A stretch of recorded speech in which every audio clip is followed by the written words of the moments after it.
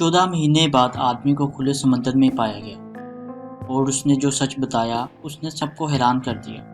زیادہ تر لوگوں کو ان کے اندر کی طاقت کا نہیں پتہ ہوتا۔ وہ نہیں جانتے کہ وہ کیا کچھ کر سکتے ہیں۔ ہو سکتا ہے کہ آپ کے اندر بھی بے انتہا طاقت بھری ہو، بس اسے باہر نکالنے کی دیر ہے۔ اور ایسا ہی کچھ سلواڈور ایلوارینگا کے ساتھ ہوا۔ وہ ایک مچھوارے ہیں اور انہوں نے اپنے ایک دوست جس کا نام ایزیکیو تھا ان کے ساتھ سمندر میں مچھلی پکڑنے کا پلان بنایا۔ ان دونوں نے پہلے کبھی ساتھ میں کام نہیں کیا تھا، لیکن سلواڈور نے ایزیکیو کو سمجھا دیا تھا کہ سب کچھ اچھا ہی ہوگا، اور انہوں نے سفر شروع کرنے سے پہلے یہ طے کیا تھا کہ ان کے پاس سفر کا سارا سامان موجود ہے یا نہیں۔ وہ اپنے ساتھ 70 گیلن فیول، 16 گیلن پینے کا پانی، بالٹیاں، جی پی ایس، موبائل فونز اور سب کچھ وہ اپنے ساتھ لے کر چل پڑے، اور سفر کا آغاز انہوں نے آہستہ آہستہ کیا۔ دونوں کو مچھلی پکڑنے کا تجربہ تھا اور انہیں پتہ تھا کہ راستے میں کیا کیا مصیبتیں آ سکتی ہیں۔ وقت گزرنے کے ساتھ موسم خراب ہونے لگا۔ سلواڈور خود کو خاموش رکھنے کی کوشش کر رہا تھا، لیکن ایزیکیو کا دل بے چین ہو گیا کیونکہ وہ پوری طرح سے ڈر گیا تھا اور الٹیاں کرنے لگا۔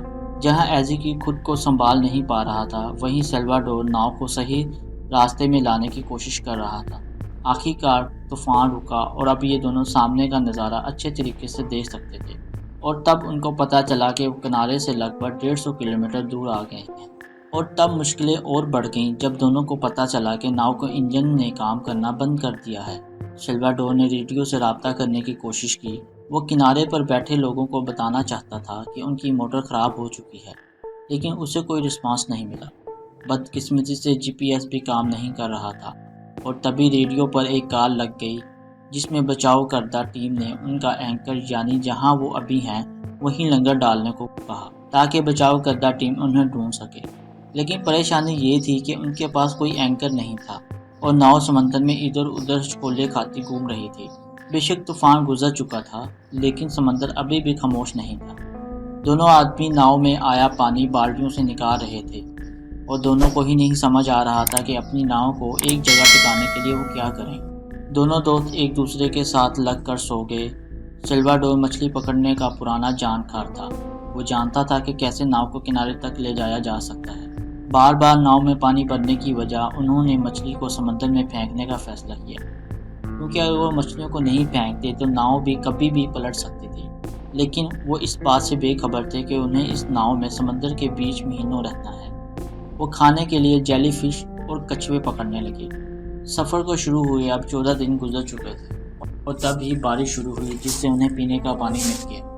آہستہ آہستہ کر کے 2 مہینے گزر گئے۔ ایزیکیو سارا دن سلواڈور سے کچھ نہیں بولتا، اور سلواڈور نے وہ سب کچھ کیا جو وہ کر سکتا تھا۔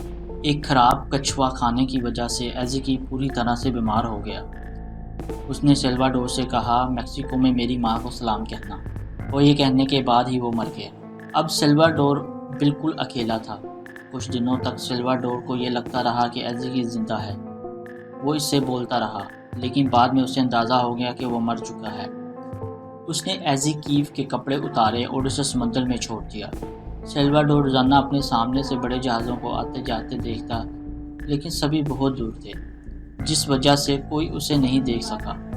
اور ایک طوفان پھر سے سلواڈور کے سامنے آیا، جس میں پھنسنے کے بعد لہروں نے اسے ایسی جگہ لا کر پھینکا جہاں ان کی جان بچ سکتی تھی۔